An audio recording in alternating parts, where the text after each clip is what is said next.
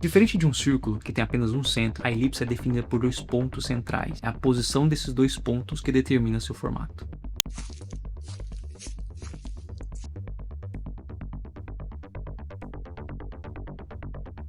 Ela é o equilíbrio perfeito entre a rigidez e estabilidade do retângulo e a perfeição e estética do círculo. Ela não pertence a nenhum desses dois mundos. Ela está ali justamente para causar a inovação. Algo que fuja dos dois aspectos. Ela fica entre esses dois para causar a estabilidade. E é nesse equilíbrio que surgem as melhores ideias. Não, esse vídeo não é sobre forma geométrica. Esse vídeo não é sobre geometria e muito menos sobre elipse. É sobre ligar pontos. É sobre você usar como referência coisas fora da sua área.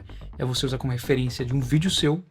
Eu vou explicar isso desenhando, vai ficar um pouco mais fácil. Digamos que a gente queira criar uma coleção, uma marca de roupa. Qual o caminho normal que a gente geralmente faz? A gente usa como referência outras marcas de roupas, uma Singapura, uma Adidas, uma Balenciaga. Usa outras referências de outros produtos que já foram criados. Esse é o caminho mais convencional, mais prático e que todo mundo faz. Eu faço, você faz, todo mundo faz. É o caminho que vai trazer pra gente produtos convencionais, mas muito raramente vai criar algo diferenciado, certo? Muito raramente, porque a gente tá usando como referência um produto final, já pensado, já filtrado por essas marcas. Mas tem outro caminho, é o caminho de, ok, eu preciso criar uma roupa, mas em vez de tentar me inspirar, usar como referência outras roupas de outras marcas, ver como referência pássaros australianos da ilha de Madagascar. Acabei de inventar agora esse tipo de pássaro aqui. Esse pássaro aqui é um pássaro muito diferenciado, ele tem a parte de cima da cabeça pintada de vermelha, parte do dorso ali do corpo pintado de preto, e as pernas, o restante do corpo, tudo branco. Esse pássaro aqui, um desenho nas suas penas que eu posso muito bem utilizar na minha roupa, vocês entendem o caminho? E é geralmente aqui que vão estar as melhores ideias. Com isso, criar um produto que seja único. Isso vai fazer sentido mais pra frente, mas deixa eu finalizar primeiro. Mas há 8 anos eu não fazia ideia de nada disso. Quando a gente sai do ensino médio, a gente quer concretizar essas ideias que a gente pensou. A gente quer colocar em prática. Porque mesmo não sendo o certo, a gente precisa definir nossa carreira. E qual carreira esse menino que sai do ensino médio, que gosta de fotografia, que gosta de criar algumas coisinhas ali, ele queria ser fotógrafo? Eu gostava muito de fotografar as coisas. Eu até pensei, cogitei em ser fotógrafo. E apesar de eu gostar muito de fotografia, apesar de eu gostar muito de filmar, mas nesse momento da minha vida, a magia, eu percebi que a magia não estava na fotografia. Estava no objeto que eu fotografava. E o que eu fotografava muito na minha adolescência e até no começo da faculdade? Arquitetura.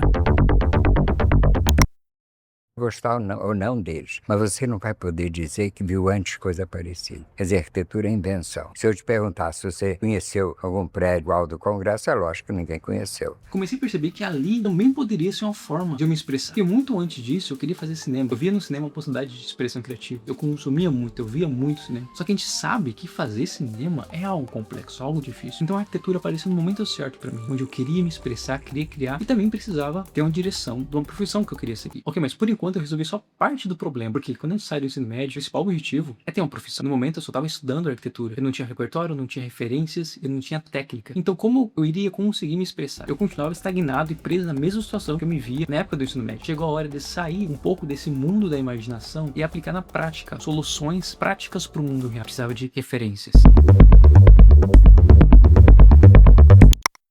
Agora em 2022, eu já conseguia ter minhas referências, eu tinha um repertório. E o mais importante de tudo, eu tinha técnica para traduzir todo esse meu repertório através de um programa. E esse programa era o SketchUp.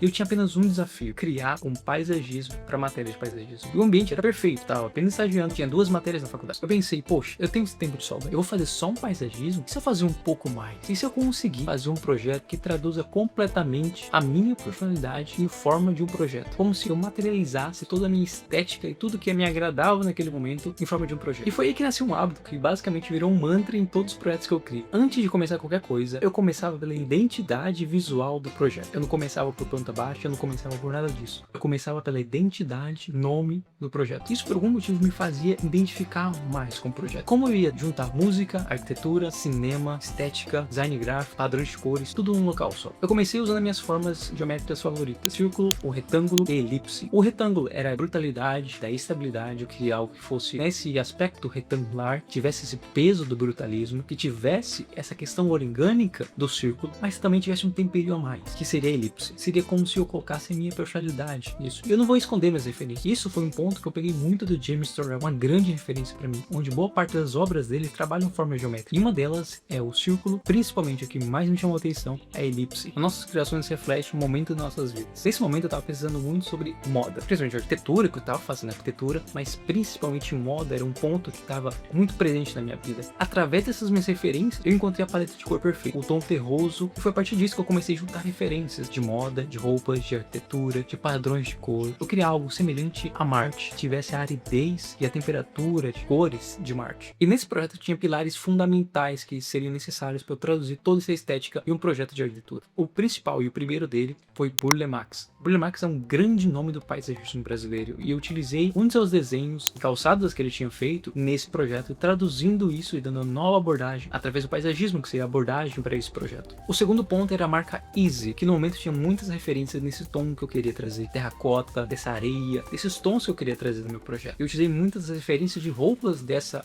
Season 9 e muito brutalismo. Nosso pontapé seria Burle Marx, brutalismo e as paletas de cores da marca Easy. Bom, então tinha os principais pontos já fundamentados. O Burle Marx seria o ponto principal de tudo isso, ele seria a base do paisagismo e homenagem nesse projeto. A marca Easy seria a base de cores para o projeto e o brutalismo seria a base fundamental da estética da arquitetura. E depois de um tempo eu descobri que realmente existe esse método de trabalhar, de você pegar exemplos e referências de outras áreas que não é da sua área de atuação, para você criar algo que tenha elemento dessas referências fora da sua área, para você tentar criar algo realmente diferente. Porque é normal, quando a gente usa como referência outras pessoas da mesma área que a gente, sem querer, a gente acaba copiando um pouquinho, e não tem problema nisso. Mas quando você usa referências fora da sua área de atuação, vem conexões que você nunca, ou provavelmente outras pessoas nunca teriam, se você não tivesse juntado essas duas coisas. E na minha opinião, as melhores referências, as melhores conexões acontecem quando a gente junta algo totalmente fora da nossa área. E nesse ponto que nascem ideias realmente diferentes.